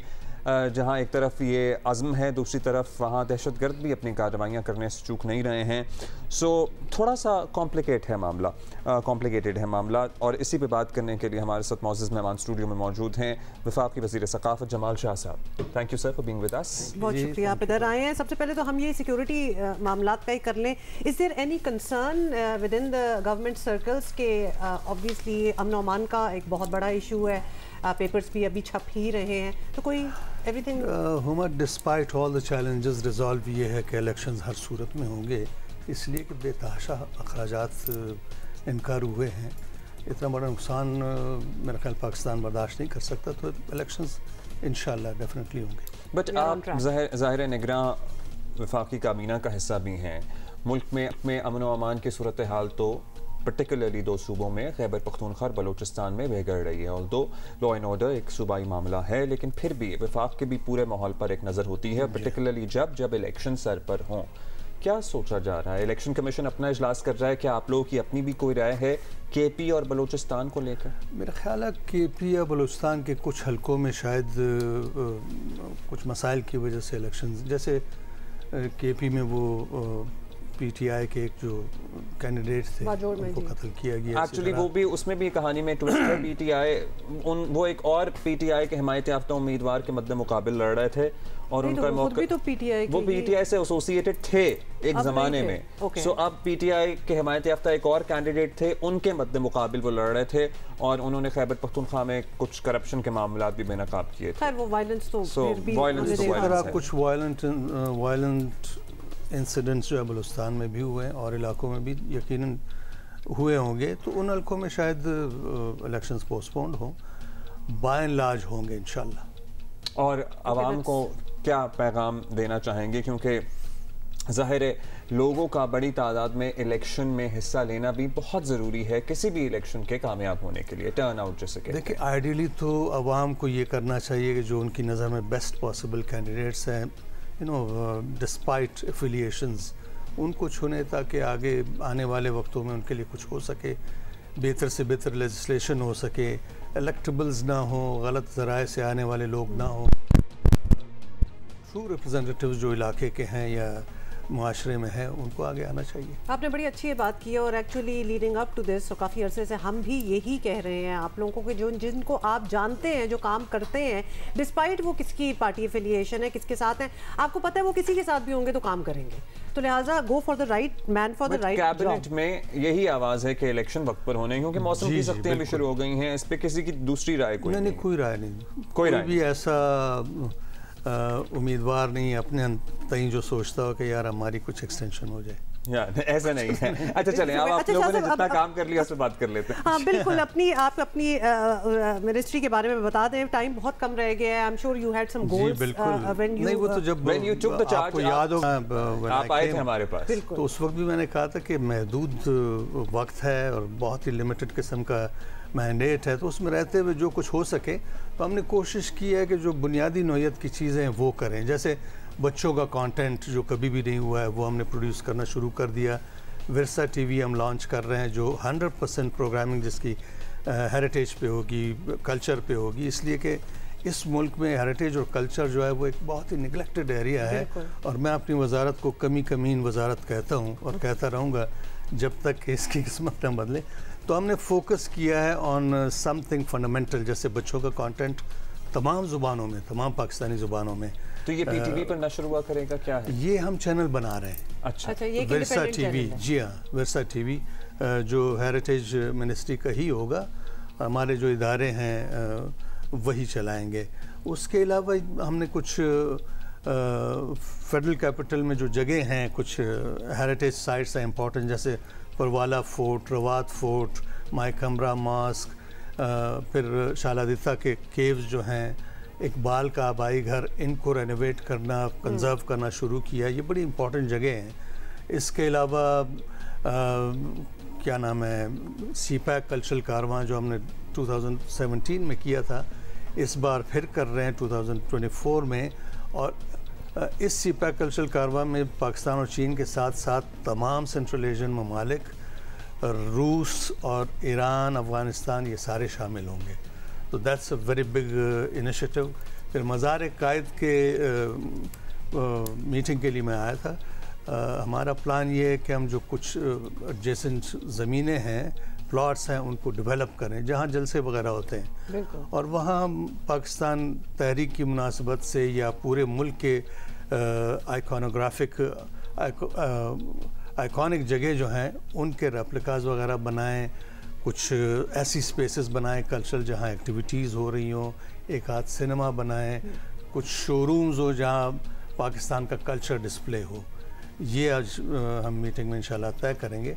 इसके अलावा हमने नौजवानों के एंगेजमेंट के प्रोग्राम्स भी बनाए हैं, जिसमें हम 2 हफ्तों के आर्टिस्ट कैंप्स करेंगे ताकि नौजवान जो है वो सिचुएट हो और वो कमिट करें अपने आप को कि उन्होंने कुछ करना है। इसके साथ साथ मदारस में ख़त्ताती की तालीम शुरू करवाने की हम कोशिश कर रहे हैं। हमने कुछ वर्कशॉप्स किए हैं और अब पूरे मुल्क में तमाम शहरों में हम वर्कशॉप्स करेंगे। अच्छा शाह साहब, ये आइडियाज़ आपके दे आर वंडरफुल आइडियाज़, ये सारे प्रपोजल्स के हद तक हैं? नहीं जी, हो चुके हैं, कुछ हो चुके हैं। जैसे बच्चों का कंटेंट जो है दैट्स इन प्रोसेस। तो TV basically, let's start with that. ये कब टीवी? इनिशियली तो हम यूट्यूब चैनल लॉन्च करेंगे, लेकिन बाकायदा सैटेलाइट टीवी भी, यूट्यूब भी ज़्यादा देखते हैं। जी हाँ, लेकिन सैटेलाइट चैनल भी होगा कन्वेंशनल, जिसकी 100% प्रोग्रामिंग जो है वो तमाम हेरिटेज और मतलब ये इलेक्शंस के बाद जब वो मिनिस्ट्री ऑब्वियसली फिर तो जो भी ये होपफुली हम एक ऐसी बुनियाद उनको फराहम कर रहे हैं कि आने वालों के लिए बड़ी आसानी हो, वो बस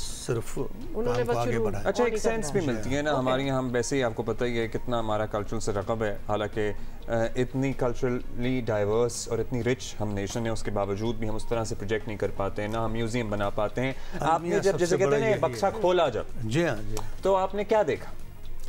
हमने तो बेनतहा पोटेंशियल देखा, लेकिन एक मतलब खस्ता हाली भी है, बेनतहा दर्जे की खस्ता हाली है, और डिस्पेंडेंसी कहें या लथार्जी कहें वो मैंने देखी, कमिटमेंट नहीं इस तरफ। सबसे पहले ये बहुत ज़रूरी है कि स्टेट जो है, रियासत और कोई भी हुकूमत जो आती है, वो ये कमिट करे कि आर्ट और कल्चर जो है दैट इज़ अ नेसेसिटी। जब ये नेसेसिटी समझ के करेंगे तो ज़ाहिर है लेजिस्लेशन भी बेहतर होगी, इसके लिए रेलेवेंट लोग आएंगे। इजाज़त से ऐड करना चाहूँगा, दुनिया के तरक्की याफ्ता मुल्कों में आर्ट एंड कल्चर जो है स्टेट जो इकदाम करती है, लेकिन बहुत सारा कुछ फंड्स और डोनेशंस पे चलता है, मुखय्यर हजरात। इनफैक्ट उन्हीं पे म्यूजियम्स पूरे ट्रस्ट्स होते हैं जो 100 साल तक म्यूजियम्स का खर्चा उठा सकते हैं। आप जब यहाँ के अमीर लोग भी हैं, मैं आपकी बात समझ गया हूँ, अगर स्टेट ने सीरियसनेस शो की होती तो उमरा या जितने भी पोटेंशियल डोनर्स वगैरह हैं वो सब इस काम में शामिल होते, इसलिए कि इस फील्ड का पोटेंशियल बहुत बड़ा है। This field can contribute a lot to the kitty, national kitty, in terms of creative economy। देखिए फिर हम कैसे उम्मीद रखें कि अब बड़े अच्छे आइडियाज़ हैं आपके और 100% ऐसा होना भी चाहिए, लेकिन जब आप चले जाएंगे और आप कह रहे हैं बड़ा आसान है, हम ऐसा सेटअप करके जा रहे हैं, लेकिन फिर भी इंटरेस्ट होना चाहिए ना अगले वाले आने का, ताकि वो करना चाहें तो करेंगे। जब मैं PNC के DG था उस ज़माने में हमने कल्चर पॉलिसी अप्रूव करवाई और वो कल्चर पॉलिसी काम कर रही है, उसके साथ अटैच फिल्म पॉलिसी भी थी, वो एक कंटिन्यूटी किसी न किसी लेवल पे चली आ रही है। मैं उम्मीद करता हूँ कि नेक्स्ट गवर्नमेंट जो है वो इन तमाम चीज़ों की इम्प्लीमेंटेशन के लिए अपने आप को कमिट करे। अब हम PNC और लोक विरसा में 2-2 सिनेमाज बना रहे हैं, ताकि हमारे मुल्क में जो सिनेमाज की कमी है, यानी 24.5 करोड़ या 25 करोड़ आबादी के मुल्क में अगर सिर्फ 150 सिनेमाज हो तो इससे बड़ा और सबसे भोंडा मजाक क्या होगा। आपकी फिल्म इंडस्ट्री जो है वो कैसे सर्वाइव करेगी, कैसे आगे बढ़ेगी। ज़रूरत इस बात की है कि हमारे मुल्क में कम से कम 4000 सिनेमाज हो, तो आने वाली गवर्नमेंट पे ये प्रेशर होना चाहिए कि सिनेमा जो एक बड़ा पोटेंशियल फील्ड है, इनकम जनरेशन का भी, एंगेजमेंट का भी, नैरेटिव बिल्डिंग का मैं वो कहना नहीं चाहता, पूरी दुनिया, लेकिन हकीकत ये है कि इंडिया जो है उसकी आबादी का या प्रोग्रेस का 50% क्रेडिट जाता है उनके सिनेमा को। उन्होंने इतना बड़ा काम किया, तो हम क्यों नहीं कर सकते हैं? पोटेंशियल है, टैलेंट है, विल हमारी ऐसी कहानियाँ जो आप सुनाना शुरू करें सेंसिबल तरीके से, तो मेरा ख्याल है 100 साल गुजरने के बावजूद वो ख़त्म नहीं होंगी। अच्छा ये बताएं, हम जरा अपनी हम सकाफत की भी बात कर रहे हैं, थोड़ा सा टूरिज्म पे भी आ जाते हैं। हम इस आए दिन कोई ना कोई खबरें सुन रहे होते हैं जहाँ Pakistan has so much potential, we always talk about the potential. वहीं हमने पिछले हफ्ते देखा है कि 3 टूरिस्ट जो साइकिलिंग कर रहे थे उनको पकड़ के न सिर्फ वो बल्कि हमारी जो बहुत ही ऑथेंटिक साइट्स है, इम्पोर्टेंट आइकॉनिक, उनकी हालत उनकी देख लें तो बहुत ज़रूरी है कि टूरिज्म, अब टूरिज्म हेरिटेज और कल्चर में ही आता है। ये अलग बात है कि लोगों ने छोटी छोटी मस्जिदें बनाई हुई है, लेकिन टूरिज्म को बढ़ावा तभी मिल सकता है कि आप हेरिटेज साइट्स को सीरियसली डेवलप करें। अगर तख्तबाई में वहाँ वाशरूम्स ही नहीं है, तो क्या कैसे खाने की जगह नहीं है, या मौजूदारों में ऐसी जगह नहीं है, तो लोग कैसे जाएंगे? और ऊपर से इस किस्म की खबरें, और फिर सिक्योरिटी, जैसे ये आपने फरमाया कि ये जो साइकिलिस्ट आए थे, बल्कि शाह साहब हम ये सेंस की बात कर रहे हैं, अगर हमारी फॉर दैट मैटर अगर उसी इंसिडेंट को एक एग्जांपल लें कि अगर हमारी पुलिस को ये सेंस भी ना हो कि ये टूरिस्ट है भाई और कैमरे ऑन है, तुम लोग क्यों ये कर रहे हो, अगर ये सेंस भी ना हो तो ये सारे बात फिर वहाँ के रुकती है कि इन्होंने हेरिटेज और कल्चर को नेसेसिटी समझा नहीं है। समझा होता तो पुलिस डेफिनेटली इंस्ट्रक्शंस होती है उसके पास, सेंस होती है उन्हें, बिल्कुल। अच्छा, अब ये सेंसिबिलिटी बदलना कितना मुश्किल बात है वैसे। कुछ ऐसा अब छोड़कर जा रहे हैं आप, जाहिर है ये होपफुली हम हर निगरान वजीर से, मुतअद्दिद हमारे पास पंजाब से भी आए हैं, सिंध से भी आए हैं, वफाक से भी आए हैं, पूछते हैं कि भाई बहुत से प्लान्स ऐसे हैं जो सब चाहते हैं कि चलते रहें। सो आप कोई ऐसा फ्रेमवर्क बना के जा रहे हैं कि आने वालों ने बस ये करना है? हमारी ये कोशिश है कि हम डेवोल्यूशन के बावजूद रीच आउट करें, प्रोविंसेस के साथ मिलजुल के कुछ प्रोजेक्ट्स करें। जैसे अभी सरगोदा में हमने सिट्रस मेला किया, बहुत बड़ा, इंतहाई कामयाब मेला। लोक मेला जो इस्लामाबाद का बहुत बड़ा है, इस बार जब हुआ तो हिस्ट्री में सबसे बड़ा मेला साबित हुआ। जो लोग मुझे मिनिस्ट्री कह रही थी कि जी क्या नाम है, फ़लस्तीन का मसला है तो ये हम पोस्टपोन कर देते हैं। मैंने कहा नहीं, ज़बरदस्त मौका है कि हम इस मेले के प्लेटफॉर्म पे फ़लस्तीन के उजागर करें, साथ यकजहती के पैगामात दें हर प्रोग्राम में। और हमने बाकायदा उनका एक डायरामा बनाया, स्टॉल बनाया, और उनके हमारे अक्सर प्रोग्रामों में फ़लस्तीनी आके बाकायदा शामिल हुए।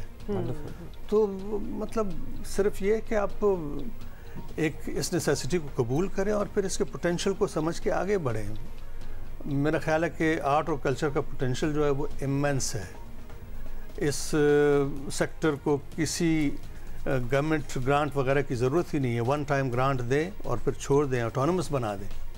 ऑटोनमी बहुत ज़रूरी है। अच्छा शाह साहब, मतलब पब्लिक प्लेसेस पे display of art and you know sculptures and pieces, ये हमने when we were growing up हमें लगता था ज़्यादा है।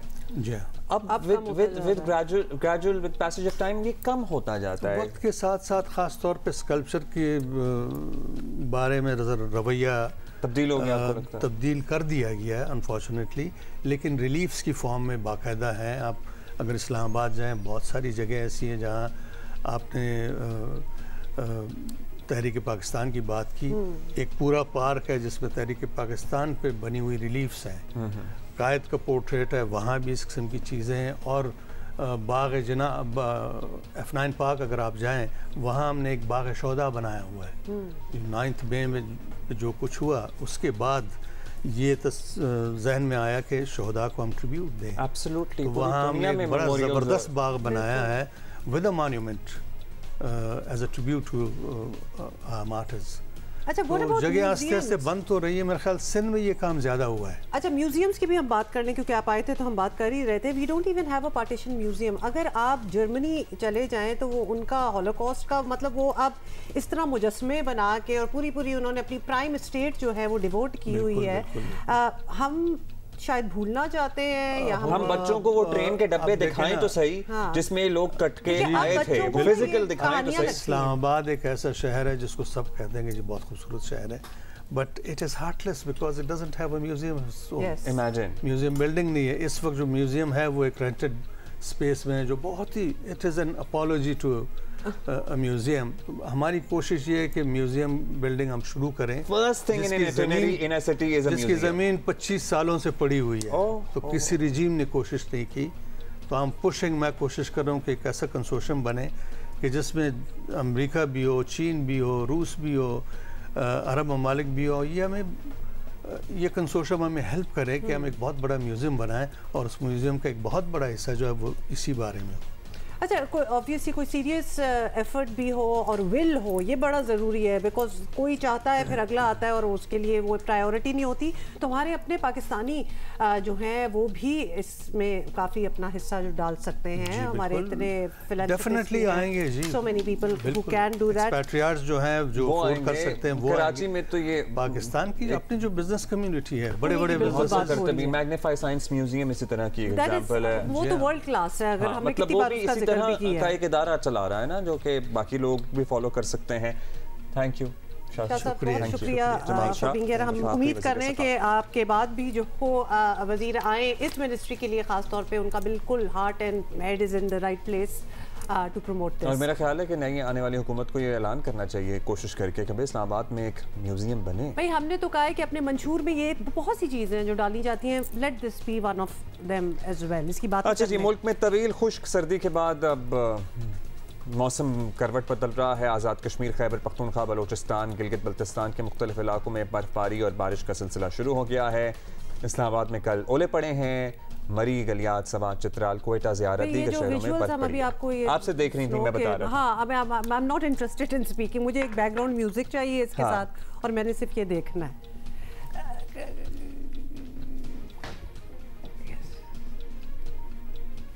इट्स स्टनिंग, इट्स लाइक एक सफ़ेद चादर जो है वो लगता है कि डली हुई है। मतलब it's I don't know how it feels for people who are living there, लेकिन हमें यहाँ से देख के बड़ा अच्छा लग रहा है। सो चित्राल चलेंगे और हमारे साथी जहांगीर हैं, वो हमें अपडेट करेंगे क्या मौसम है वहाँ पे। चित्राल में गुज़श्ता 3 यौम से बारिशों और बर्फबारी का सिलसिला वक्फे से जारी है। लोअर चित्राल के लवरी टनल अप्रोच रोड पर बर्फ पड़ने से चित्राल और डीर साइड पर ट्रैफिक की रवानी मुअत्तल होती रहती है। ताहम NHA की बरवक्त कराई से पिशावर रोड आमदरफ्त के लिए बहाल है। जिला अपर चित्राल के शंदूर रोड पर बर्फ पड़ने से चित्राल गिलगित रोड आमदरफ्त के लिए बंद है। सर्दी की शिद्दत में बेपनाह इजाफा हुआ है। ताहम चित्राल के अवाम तवील अरसा खुश्क रहने के बाद बारिशों और बर्फबारी को कुदरत की तरफ से एक अनमोल तोहफा तस्वूर करते हैं। उनका मानना है कि इससे गंदम की फसलात में अच्छे असरात मुरतब होंगे, जंगलात की अफजाइश होगी और माल मवेशियों के लिए चारा की कोई कमी नहीं होगी। जी सो स्टनिंग, मतलब कि जैसे रोड्स क्लियर कर रहे थे, मेरा नहीं दिल चाह रहा था वैसे कि क्लियर हो, ये होनी चाहिए और 100% ज़रूरी भी है। दुनिया में इसी तरह ही होता है। बट अब्दुल्ला, अब शायद हम कराची में बैठे हुए हैं तो हमें बहुत खूबसूरत लग रहा है, मुझे बड़ा अच्छा लग रहा है ये देख के। आपको ठंड लग रही है देख के, मुझे नजर आ रहा है, मुझे लगता है। सो आगे चलकर हम सवात का मौसम भी आपको दिखाएंगे और मरी का भी दिखाएंगे आपको। मरी तो एक्सेसिबल है ना, लेकिन बराए मेहरबानी इन छुट्टियों में बर्फ देखने के लिए पहुंच ना जाइएगा। पूरी दुनिया एक साथ, हम एक दफ़ा मरी में इंसिडेंट याद है ना आपको 2 साल पहले क्या हुआ था, ठीक है ना। सो इसलिए ख्याल रखें, वोट डालने पे फोकस करें। Okay, let us talk about sports but not cricket. Okay, तो आपको बताएं कि ना करती भारतीय टेनिस टीम जो है वो डेविस कप ग्रुप 1 टाई खेलने पाकिस्तान आ गई है और पाकिस्तानी टेनिस हुकाम ने एयरपोर्ट पर भारतीय टीम को वेलकम कहा। पाक भारत डेविस कप 3 फरवरी यानी परसों से पाकिस्तान स्पोर्ट्स कॉम्प्लेक्स इस्लामाबाद में शुरू होगा। भारतीय टेनिस टीम डेविस कप मुकाबले के लिए 60 साल बाद पाकिस्तान के मद्दे मुकाबले होगी। This is going to be historic definitely. आखिरी बार आपको बता दें कि भारतीय टीम डेविस कप खेलने 60 साल बाद एक्चुअली पाकिस्तान आई थी। 64 में पाकिस्तान आई थी, 1964। मतलब अब तो पाकिस्तान भी वो पाकिस्तान नहीं रहा, तो they are here. So good. और इसी पे हम बात करेंगे पाकिस्तान के टेनिस स्टार असाम उल हक, जिनका ये कहना है कि एक ताला खुल गया है। सो असाम, वेलकम टू जियो पाकिस्तान। सबसे पहले तो इसी पे बात कर लेते हैं, टूर्नामेंट की, मैच की भी बात करेंगे, लेकिन आपकी अपनी बड़ी पर्सनल कंट्रीब्यूशन भी है और बड़ी एफर्ट भी है। So how do you feel? First step, first thing accomplished, finally done, yes. हाँ जी, अस्सलाम वालेकुम to all your viewers as well. हाँ जी, super excited, super happy and kind of fired up as well. मेरे ख्याल से तो वेरी वेरी हैप्पी कि Indian team is here now. Work very hard कि इंटरनेशनल टेनिस फेडरेशन जो है और इंडियन टेनिस फेडरेशन को परसुएड करें to have them come here to Pakistan and play this historical tie, जिस तरह आपने कहा. एंड या वेरी वेरी एक्साइटेड. मेरे लिए तो ऑलरेडी विन विन है पाकिस्तान के लिए कि the Indian team is here. बीच में ऐसे मौके थे जब था कि नहीं आ पाएंगे, ये नहीं होने वाला. नहीं, बिल्कुल जी. ऑब्वियसली फर्स्ट तो हमें पहले वो नहीं था कि ITF जो इंटरनेशनल टेनिस फेडरेशन है वो डिसाइड करती है या वो डिसीजन लेती है कि पाकिस्तान में होगा. 2019 में भी team was supposed to come to Pakistan, लेकिन वो डिसीजन जो है हमारे अगेंस्ट चला गया. We had to play the tie on neutral venue in Kazakhstan, जिसका मैंने बॉयकॉट कर दिया था. Rest of the Davis Cup team ने भी, and we ended up sending an under 14 team Indian A team के अगेंस्ट खेलने के लिए. तो आई थिंक उसका भी थोड़ा सा इम्पैक्ट होगा इस दफा इंटरनेशनल टेनिस फेडरेशन के डिसीजन में. पाकिस्तान टेनिस फेडरेशन जो है अंडर सलीम सैफुल्लाह साहब, I think they did a remarkable job for the past 8 years. जो भी इंटरनेशनल टीम्स आई हैं, इवन यूरोपियन टीम्स भी आई हैं, 2 Slovenia I, Lithuania I, Korea, Japan, China, Uzbekistan, Thailand, Indonesia, they all came here, they played here, and they basically praised all the efforts from the Pakistan Tennis Federation. That's good. So that had to play a really major role as well. ITF के decision में इस दफा, and Indian Tennis Federation ने तो पूरी कोशिश की थी कि किसी तरह वो केस जीतें और ना आए पाकिस्तान में और दोबारा ये कहीं न्यूट्रल वेन्यू पे हो.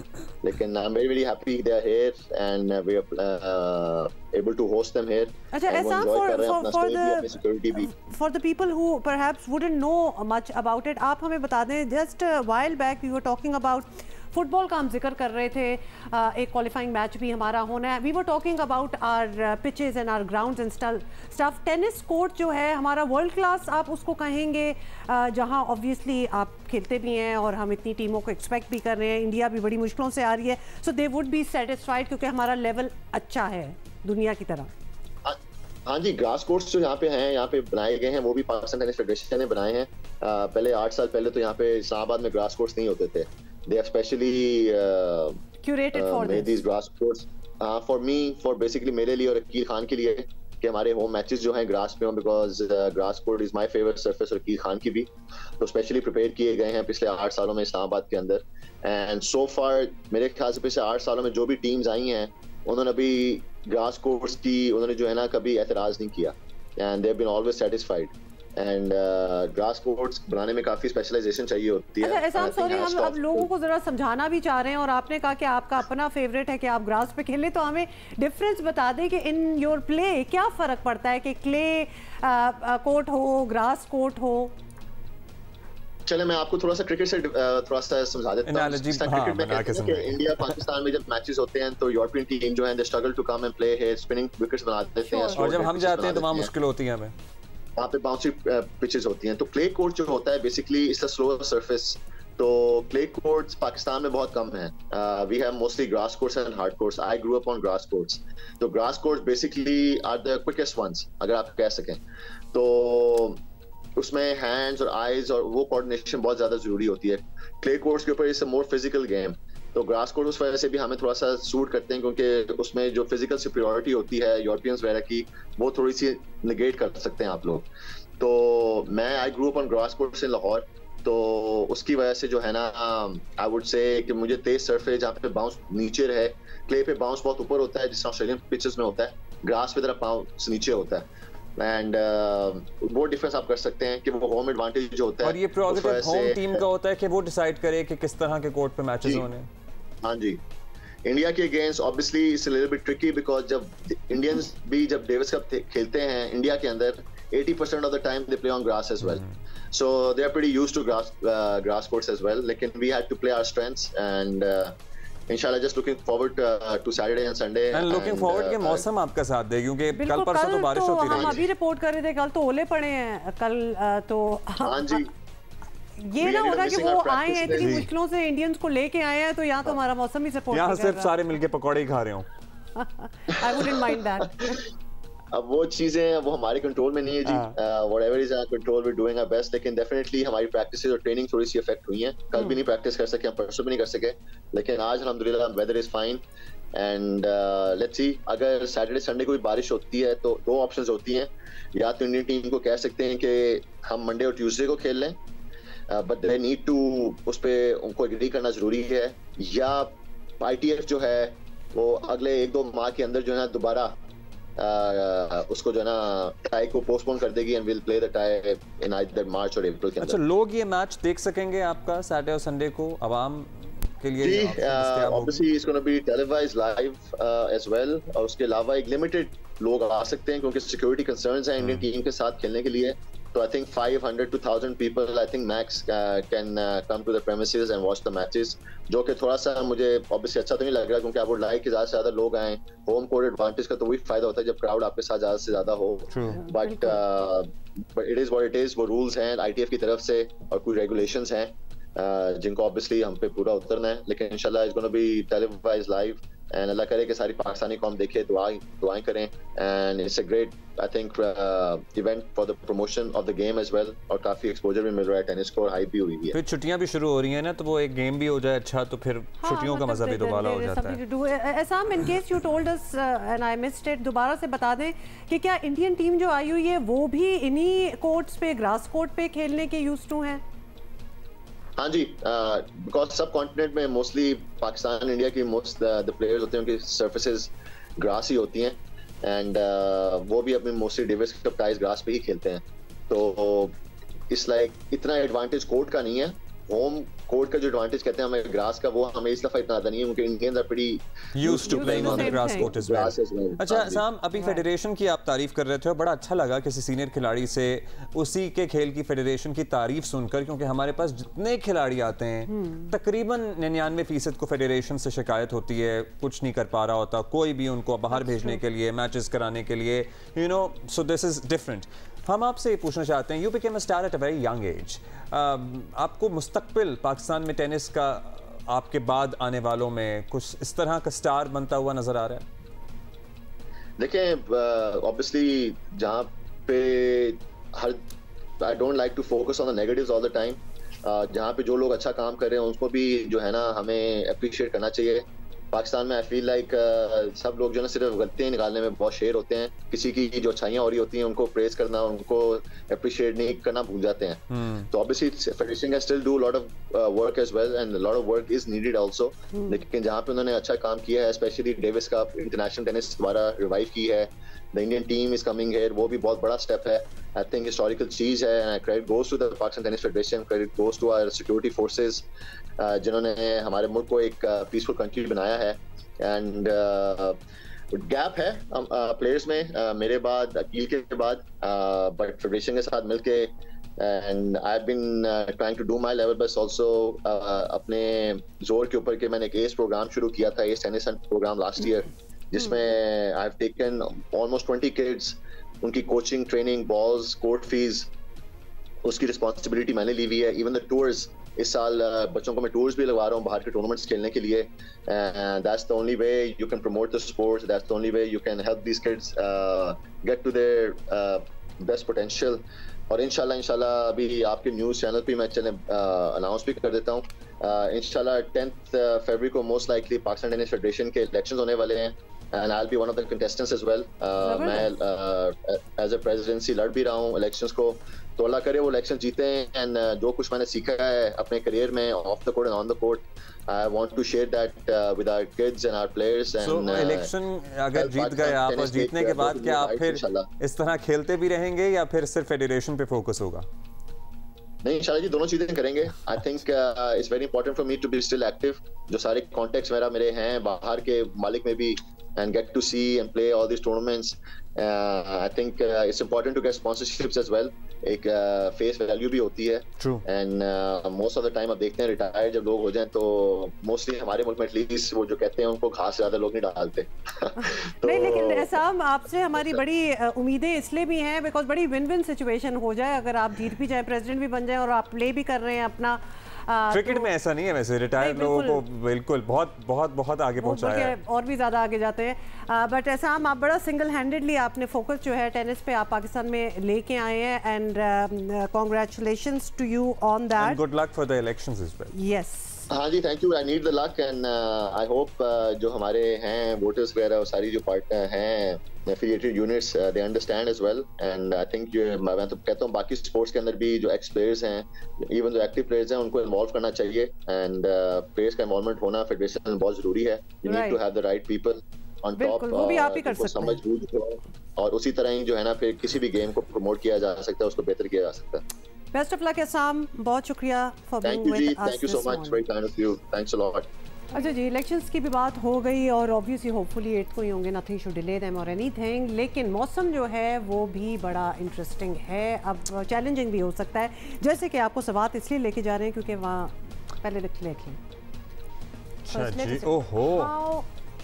I mean, I don't know if Swat में बैठे हुए लोग मुझे सुन के कह रहे होंगे इसको क्या हो गया है, but I find it stunning। पता नहीं, मुझे मेरी तो मिक्स्ड फीलिंग्स हैं। महबूब अली हमें जरा अपडेट करेंगे तो उनसे जानेंगे कि वहाँ क्या लोग महसूस कर रहे हैं। नहीं, ये अब मुझे इतना अच्छा नहीं लग रहा जी। महबूब बताइएगा।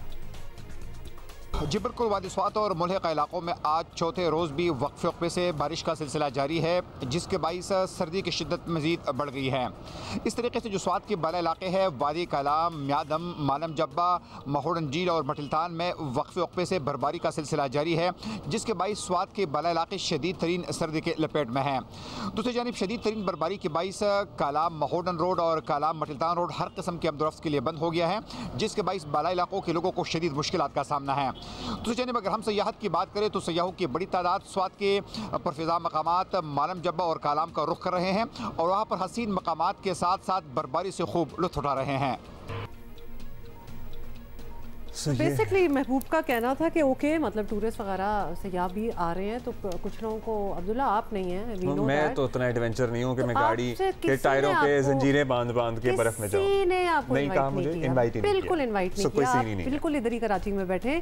तो वैसे मैं आपको एक और जगह इंट्रोड्यूस करा सकती हूँ, जैसे कि मरी। शायद आप लास्ट वो भी 30 साल पहले गए थे लेकिन जवाद अब्बासी जी मरी के हालात से हमें आगाह कर रहे हैं, दिखा रहे हैं ना, जाने की जरूरत है। वैसे देखिए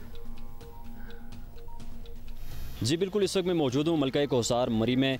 2 दिन से जारी रहने वाला बर्फबारी का सिलसिला रात के आखिरी पर जाके थम चुका है। इस वक्त मैं मौजूद हूँ जीका गली के मकाम के ऊपर। मौसम की अगर बात करें तो इस वक्त सूरज और बादलों की जो है आंख मचोली जारी है। इस वक्त तक मलका कोहसार मरी में 1 फुट से ज़ायद जो है बर्फबारी रिकॉर्ड की जा चुकी है, जबकि सर्दी की शिद्दत की बात करें तो सर्दी की शिद्दत में बेपनाह इजाफा हो चुका है। यकबस्ता ठंडी हवाओं का राज है और इस वक्त दर्जा हरारत जो है वो मनफी में है।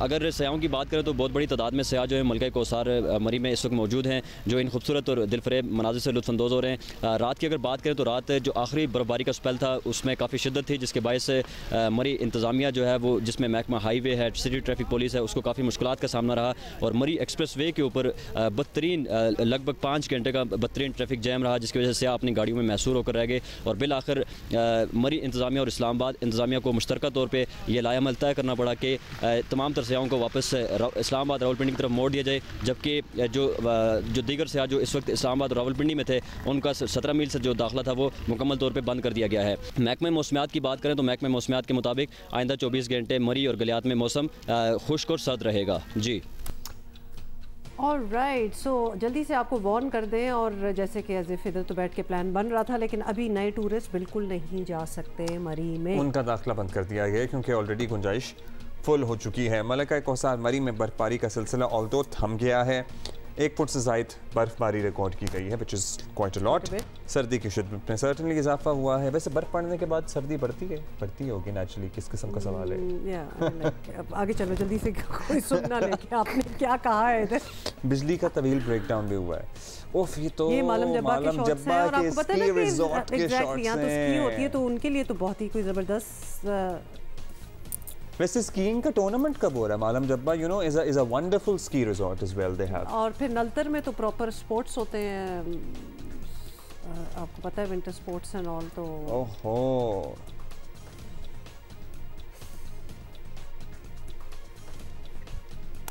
So are we planning?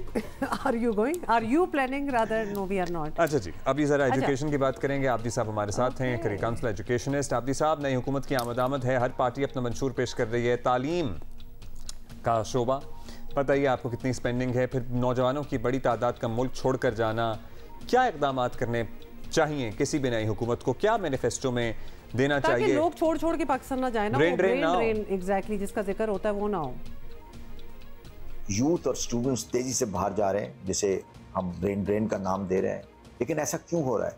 इसके क्या रीजंस हैं, क्या फैक्टर्स हैं? देखिए, जो सबसे बड़ी चीज़ मैं समझता हूँ वो ये है कि हम अपने मुल्क में वो स्पेशलाइज्ड डिग्रीज, वो मॉडर्न कैरिकुलम जो इस वक्त बैरून मुल्क यूनिवर्सिटीज़ जो डिग्रीज दे रही हैं या जो कैरिकुलम के अंदर मॉडर्नाइजेशन हो रहा है, उसको हमें जो है अडॉप्ट करना पड़ेगा। हमें उस किस्म की डिग्रीज देना पड़ेंगी जिस तरह सैंडविच डिग्रीज होती हैं या कोऑप डिग्रीज होती हैं, जिसमें आप पढ़ते भी हैं और आप अपनी अप्रेंटिसशिप या ट्रेनिंग भी लेते हैं, ताकि जो ऐसी वर्कफोर्स आप बना सके जो मॉडर्न जितनी भी डेवलपमेंट हैं टेक्नोलॉजी में, सोशल साइंस में, हेल्थ में, वो उसमें इंक्लूडेड हों। दिस मीन्स के इंडस्ट्री और एकेडमिक के अंदर जो रिलेशनशिप है उसे मजबूत करना होगा। बहुत अच्छी आदिल साहब आपने ये बात की है, खास तौर पे because there is a lot of potential here, a lot can be done. We are gonna see you tomorrow. बहुत शुक्रिया। टाइम नहीं है।